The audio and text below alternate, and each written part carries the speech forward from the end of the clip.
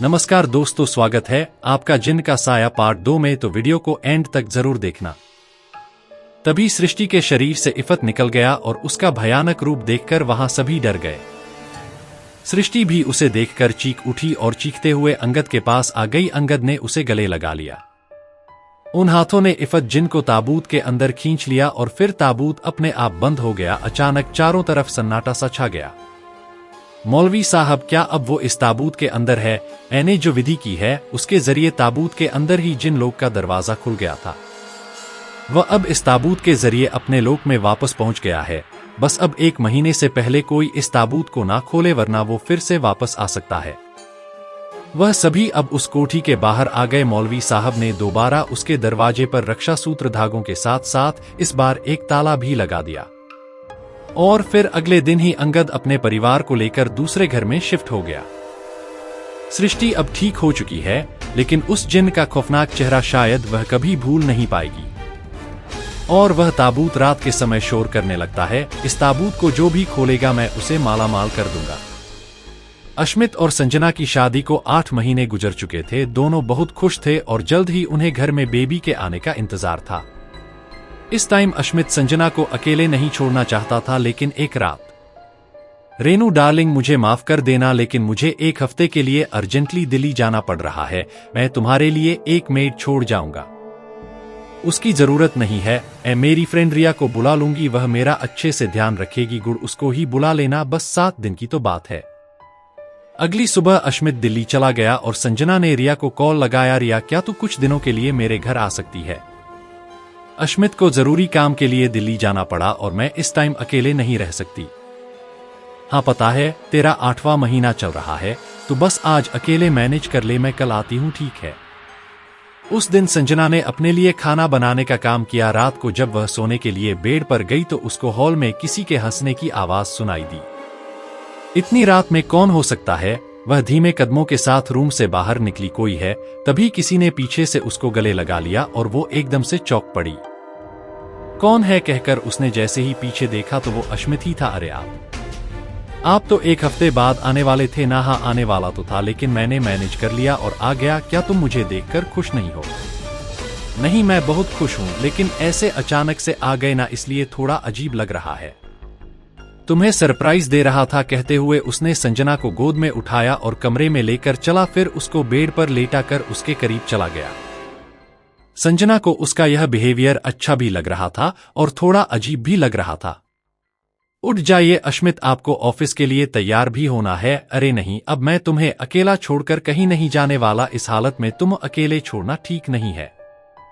आप कब से काम को लेकर इतने केयरलेस रहेंगे? रिया आ रही है मेरा ध्यान रखने के लिए।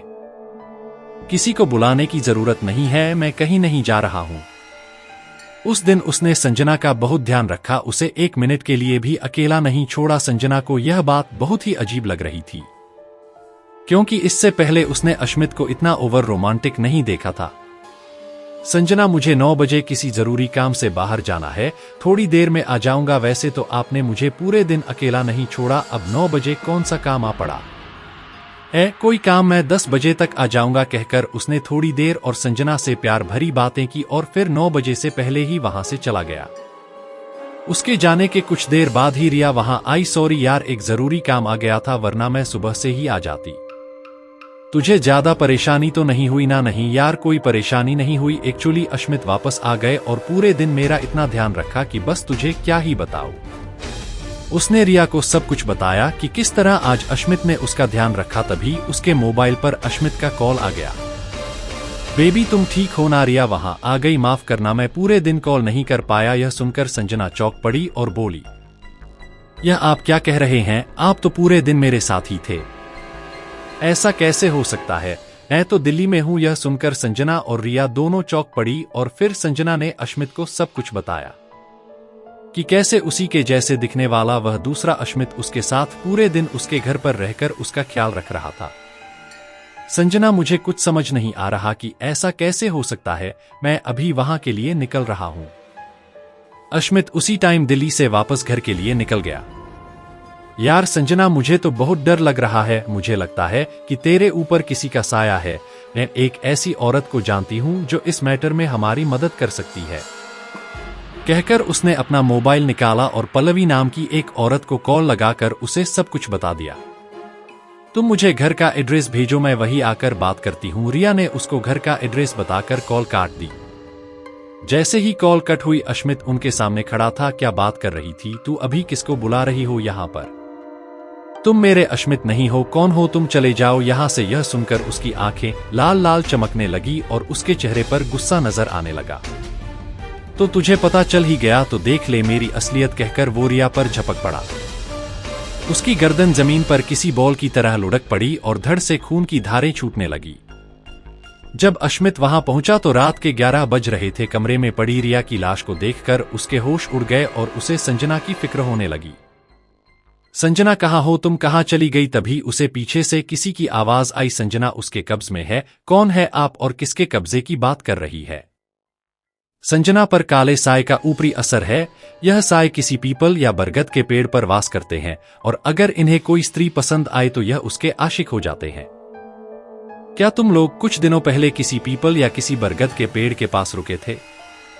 हाँ, पिछले हफ्ते हमने बाहर डिनर किया था। आते टाइम बारिश हो गई थी तो हम एक बरगद के पेड़ के नीचे बारिश के रुकने तक खड़े रहे थे।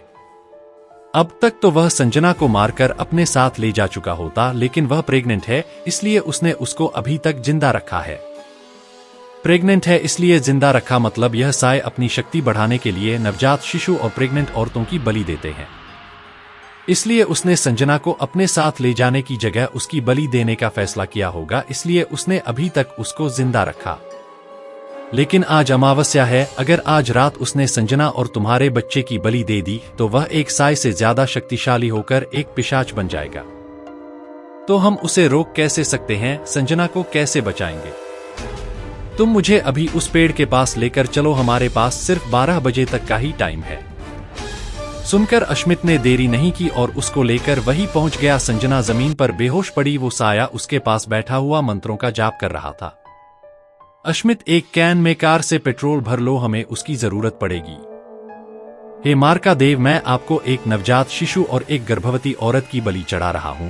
इसको स्वीकार करके मेरी सिद्धि पूरी कीजिए और मुझे एक शक्तिशाली पिशाच बना दीजिए। ऐसा कर उसने एक चाकू उठाया और वो संजना के पेट में मारने ही वाला था कि अश्मित उस पर झपट पड़ा और चाकू दूर जा गिरा। यह देखकर उसे गुस्सा आ गया। तेरी इतनी हिम्मत, कहकर वह अश्मित की तरफ झपटा। यह सुनकर संजना को होश आ गया। अब पल्लवी ने जल्दी से पेट्रोल की कैन उठाई और उस पेड़ के चारों तरफ उसको छिड़कने लगी। यह देख उसने अश्मित को छोड़ा और पल्लवी की तरफ भागा। तभी अश्मित ने पॉकेट से लाइटर निकाला और जलाकर पेड़ की तरफ फेंक दिया। लाइटर उसके पहुंचने से पहले पेड़ तक पहुंचा और पेड़ में आग लग गई। ऐसा होते ही उस साए की शक्तियां खत्म होने लगी और वह चीखने चिल्लाने लगा, तुम मार्का देव को बलि नहीं दे पाए, अब तुम्हारी पिछली शक्तियां भी तुमसे छीन ली जाएंगी। तभी उस साए के अंदर भी आग लग गई और वो वही भस्म हो गया। अश्मित ने संजना को कस के गले लगा लिया। पल्लवी उन दोनों को सही सलामत देखकर खुश थी और मुस्कुरा रही थी। दोस्तों, अगर यह कहानी आपको अच्छी लगी हो तो चैनल को सब्सक्राइब जरूर कर लेना।